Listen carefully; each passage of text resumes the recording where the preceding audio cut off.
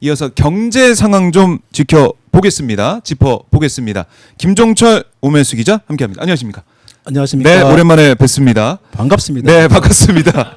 오랜만에 뵙네요. 예, 오랜만에 작년에 뵙겠는데. 뵙고 작년에 저기 우리 네. 박정훈 기자 휴가 때 제가 맞아요. 대타를 했는데 망했잖아요. 뭘 또 망했다고 하세요. 농담이고요. 예. 근데 진짜 스튜디오도 되게 좋아지고 네, 오랜만에 오시니까 출연진도 좋죠. 굉장히 많이 다양해지고 다양해지고.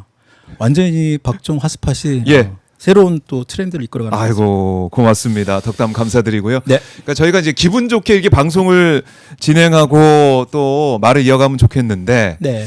시장 상황이 좋지가 않습니다. 자, 지금 그러게요. 코스피, 코스닥 우리 주식시장 어떤 상황입니까? 지금 지수가 지금 9시 48분에 예. 지금 볼까요? 5,527.47. 야. 어제보다 한 54.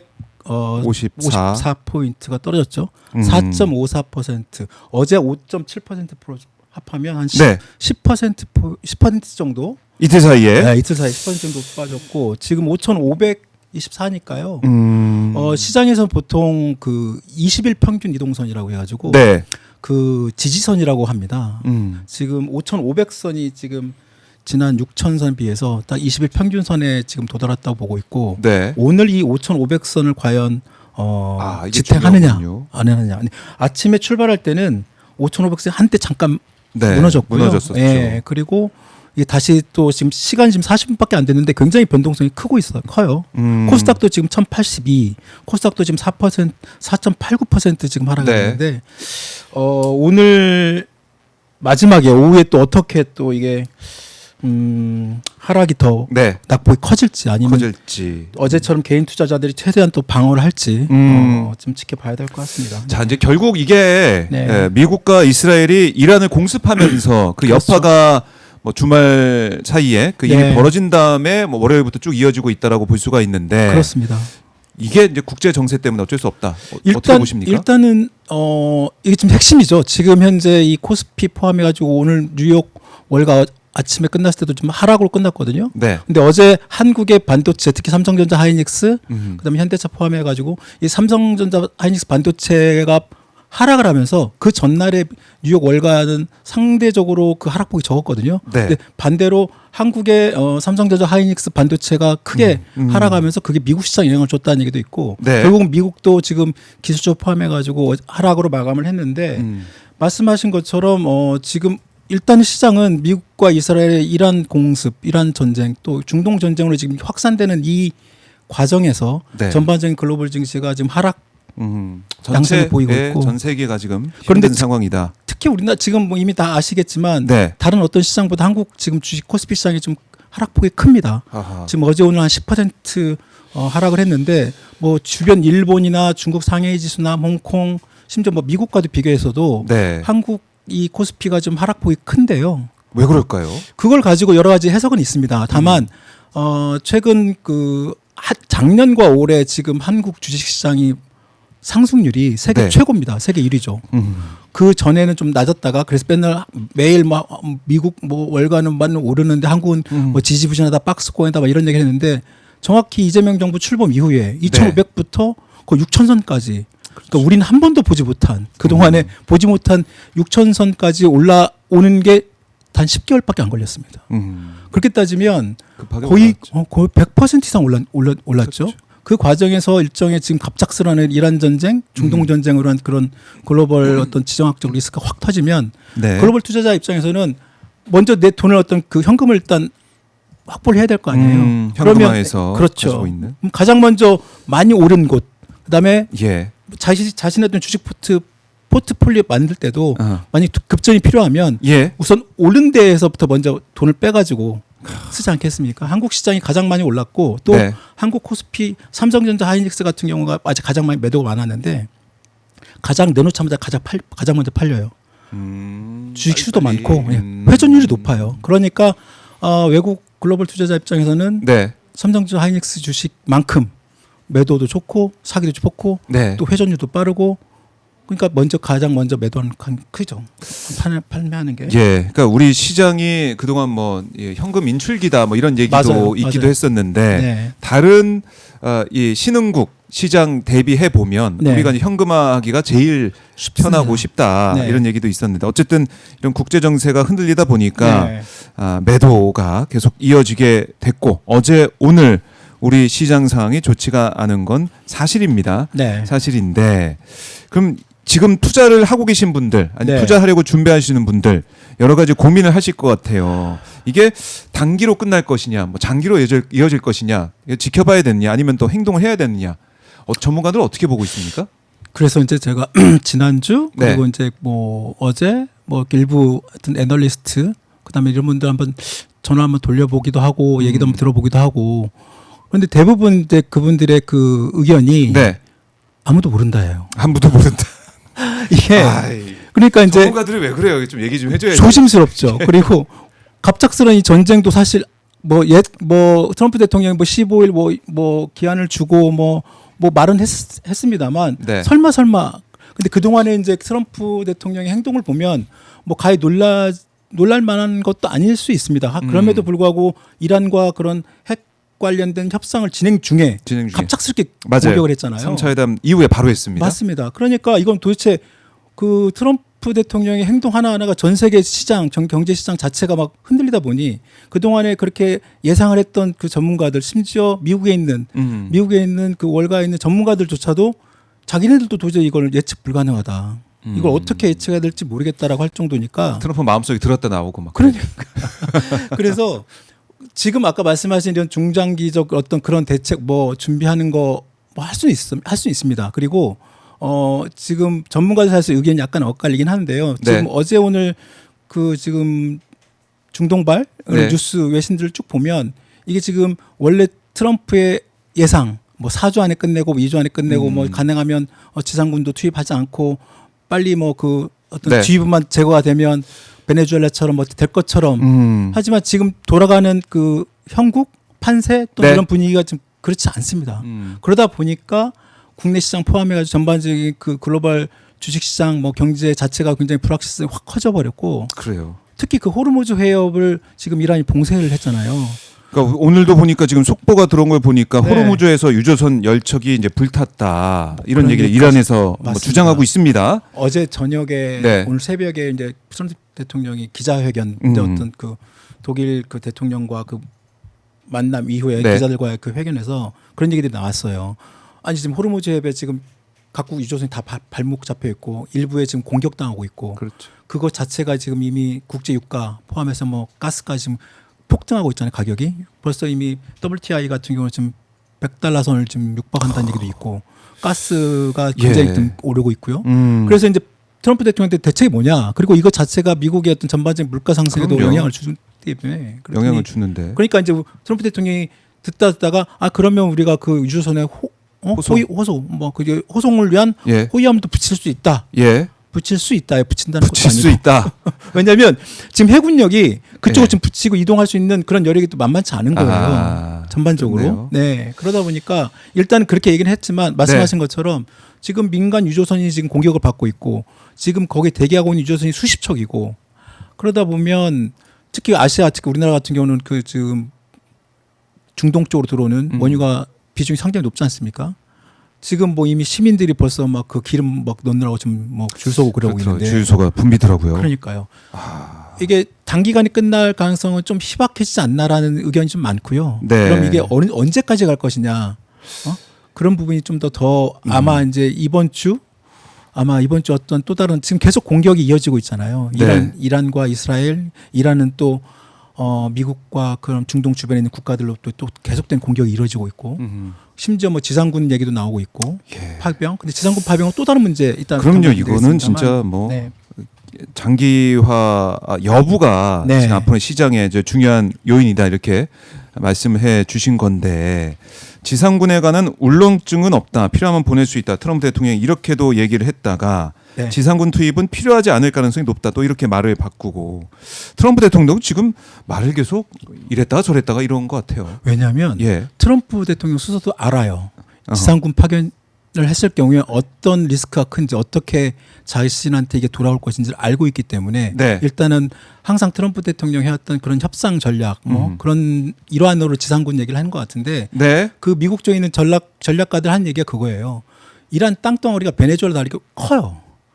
지상군을 투입한다고 해서 웬만큼 지상군 투입하는 뭐 그냥 테헤란 수도 하나 접해 갖고는 되지 않고 예. 또 뭐 헤즈볼라나 이런 또 반군들이 이란 곳곳에 다 숨어 있습니다. 그렇죠. 그리고 또 지상군을 어느 정도 어느 파병을 했을 때 진짜 그땐 지금 현재 미군의 피해가 기하급수로 늘어날 가능성이 있습니다. 지금 미군 공식적인 사망자만 6명 이상이 나오는 거 아니에요? 네.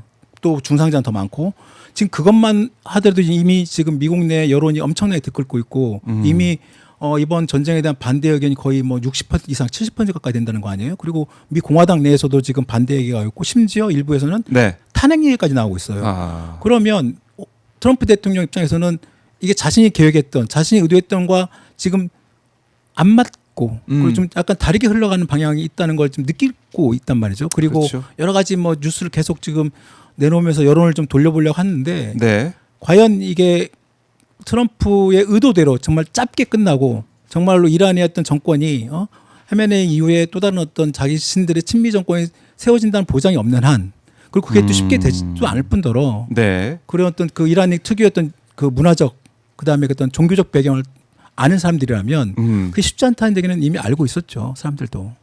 그러니까 쉽지 않다. 그러니까 네. 이 지상군 투입까지는 가기 어려울 것이다. 이런 전망들이 많이 나오고 있는데 그렇게 될까봐도 걱정을 해서 맞아요. 시장도 좀 염려를 하는 것이고. 근데 워낙에 트럼프 대통령이 어떻게 튈줄 모르고 네. 항상 예상 밖의 행동을 하다 보니까 정말 지상군 투입을 할 수도 모르겠다. 아. 그렇게 되면 정말 국제 경제나 전반적인 국제 정치 포함해 가지고 예. 이게 이제 정말 어떻게 이제 예측이 불가능한 흐름으로 갈 수가 있고 그건 곧바로 이제 경제나 무역에 다 그대로 악영향을 미칠 가능성이 크죠. 그러게 말입니다. 자, 지금 이런 우려 속에 시장이 이제 흔들리고 있는 상황인데 네. 자, 코스피가 5,581 정도. 그러니까 최저점에서는 좀 이제 올라와 있습니다. 오늘 네, 저점에서 네, 네. 올라와 있지만 이게 어느 정도 회복을 할 것이냐 좀 봐야 될 것 같고 아마 외신을 통해서 들려오는 뭐 트럼프 대통령의 발언이나 막 이란의 어떤 행동이나 이거에 따라서 계속 출렁일 것 같네요. 그렇습니다. 정말 변동성이 큰 시장이 될 것 같다. 변동성이 클 수밖에 없는 상황이고 그리고 지금 이 상황이 베네수엘라 사태처럼 단기간에 끝날 가능성이 별로 없어 보이고 일단은 원래는 처음 예상할 때 네. 이스라엘의 그런 그 공격 어허. 미국의 어떤 그런 그 공격에 의한 어떤 히메네이의 어떤 사망, 예. 군 지휘부의 어떤 몰락 이런 뉴스만 보더라도 이런 뉴스만 나올 때만 하더라도 아까 미국 월가나 아니면 그런 다른 어떤 시장에 어떤 큰 영향이 없을 거라는 얘기도 있었어요 한때. 네. 그런데 시간이 좀 지나면 지날수록 오늘 뭐 이런 그 최고 지도자도 지금 히메네이 지금 차남 아들 둘째 아들로 지금 선출했다는 얘기 나오고 있고 아직 그쪽에 어떤 그런 그 쉽게 말하면 반미 네. 그런 어떤 강성이었던 그런 세력들이 여전하다는 것이 증명이 되고 있고 또 그들의 어떤 여러 가지 뭐 드론 포함해 가지고 아직 그런 여러 가지 뭐 미사일이나 이런 그런 시스템이 공격을 받았음에도 불구하고 지금 반격이 계속 이루어지는 걸 보면 이란의 어떤 그런 그 반격에 따른 그 아랍 전반적인 어떤 그 지금 두바이 포함해서 아랍에미리트 UAE 뭐 카타르 심지어 오만 사우디아라비아까지 그런 주변국이 엄청난 피해를 입고 있지 않습니까? 중동 전체가 다 지금 현재 그 불안한 상황에서 네. 그게 그동안의 그 전반적인 국제 경제에 차지하고 있는 그런 중동 포함한 어떤 그런 시장의 경제에서 가장 중요한 것이 그런 불확실성에 대한 제거지 않습니까? 네. 이것이 확대면 확대될수록 이제 투자자들 입장에서는 이걸 어디에 어떻게 맡길지 모르고 또 그만큼 또 기업들이 했던 그런 과거에 그 특히 우리나라처럼 수출 의존도가 큰 나라 그리고 어떤 미국 시장 포함해 가지고 중동, 아프리카 포함해서 유럽 이런 나라들까지 그런 시장 유럽 수출에 어떤 의존이 큰 기업들 입장에서 보면 그렇죠. 그런 기본적인 어떤 그 시장에 대한 불확실성, 그다음에 불안성, 그다음에 소비지 위축, 그다음에 어떤 뭐 그 기업의 어떤 그 여러 가지 이런 그 공급망이 불안했다는 뭐 그 비용이 또 증가할 수도 있고요. 네. 전반적인 기업의 어떤 이익이나 어떤 그 이제 경제적으로 봤을 때 그렇죠. 그 어떤 거 판단했을 때 올해 이 기업이 삼성전자가 어느 정도의 어떤 기업의 어떤 이익이 예상치가 있었는데 이런 글로벌 환경, 특히 삼성전자의 거의 90% 이상의 수출 내지는 그쪽 이익이 거기서 나오고 있는데 그게 뭐 흔들린다면 그렇습니다. 그러면 당초에 생각했던 주가 내지는 당초에 생각했던 이 기업의 이익 그런 부분들이 낮아질 가능성도 있고요.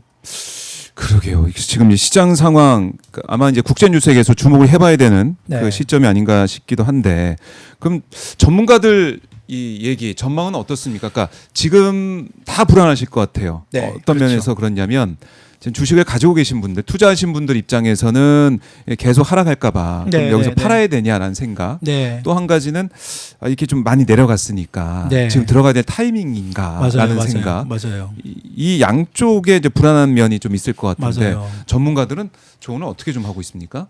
전문가분들도 약간 나뉘어요. 나뉘고 있어요. 나뉘고 또. 있고 근데 이제 이럴 때 혹시 지금 이번에 하여튼 작년부터 네. 저희 한국 코스피, 그러니까 우리나라 코스피 시장이 진짜 엄청난 그 상승과 함께 많은 국민들이 지금 사실상 그 현 정부가 추진하는 정책, 머니 네. 무브, 아하. 부동산에서 생산적 금융, 부동산에서 주식시장으로 어떤 생산적 금융의 어떤 그런 이동 네. 정책적으로 좀 추진하고 있잖아요. 그러면서 많은 국민들이 과거보다 훨씬 많이 주식시장에 들어와 계시고 네. 주식을 갖고 계시고 또 굉장히 민감해하세요. 특히 이제 이번처럼 그동안 계속 주식이 지금 상승해 오고 있고 내 그 투자한 금액보다 사실 이익이 많이 나셨을 거예요. 물론 개인 투자자들 입장에서는 일부 아직 여전히 네. 힘드신 분도 많겠지만 새롭게 들어오신 분들 같은 경우에는 만약에 예를 삼성전자라고 했을 경우에도 지금 계속 상승을 하다가 지금 이제 오늘 갑자기 어제 오늘 포함하면 10% 넘게 지금 폭락을 했잖아요.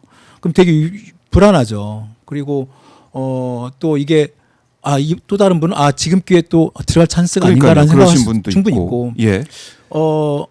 이런 제가 이제 전문가분들 얘기 들어보면 이제 제가 그나마 좀 어느 정도 예. 이해할 수 있는 부분은 이런 말씀을 많이 하시더라고요. 그러니까 주식을 지금 하락을 한다고 해서 바로 그게 찬스가 되지 않고 언제 또 어떻게 또 떨어질지 모른다. 네. 항상 한 템포 좀 더 놓고 봐라. 그러니까 주식은 떨어질 때 사는 게 아니라 오를 때 사는 거라고 하는 거예요. 주식이 이게 지금 계속 떨어지고 있는데 예. 언젠가는 분명히 오를 때가 있을 거란 말이죠. 지금 떨어질 때 사면 또 떨어진다는 가능성이 높고 이게 떨어지다가 오른 어떤 그런 그 바운드 되는 네. 그 시점이 있을 거란 말이죠. 그러면 그때 또 너무 오르면 못 사는 거 아니냐고 할 텐데 그때 주식은 오를 때 사는 거라고 합니다. 오를 때 사는 네. 거다. 주식은 떨어질 때 사는 게 아니라 떨어질 예. 때는 떨어졌다가 언젠가는 오를 때 그게 반등하는 기미 그게 한 1% 오를 때 그때도 늦지 않았다. 그때 네. 오를 때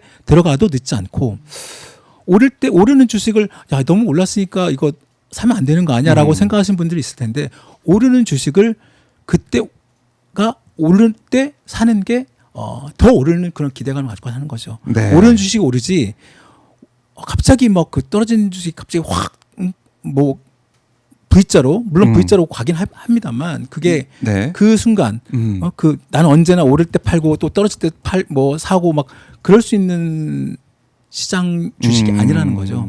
그래서 너무 쉽게 말하면 그런 건 있죠. 막 자기 갖고 있는 주식이 계속 마이너스가 나오면 네. 더 불안해질 수 있다고 하는데 그러면 나름대로 자신만의 어떤 그런 가이드라인을 정해서 최소한 어느 정도 떨어지면 나는 이거는 매도한다라는 어떤 자신만의 기준을 세우라는 맞아요. 조언도 많이 있습니다. 그래서 그 조언에 따라서 그러니까 자신만의 어떤 기준을 세우시고 자신이 이 위험을 더 견딜 수 있다. 쉽게 해서 내가 빚내지 않고 네. 나만의 돈으로 나는 한번 더 지켜보고 지금 나는 팔 수 없다. 나는 이 위험을 견딜 수 있다라고 생각하시는 분들은 길게 봐서 네. 단순히 이 전쟁이 또 언젠가 끝날 거 아니에요.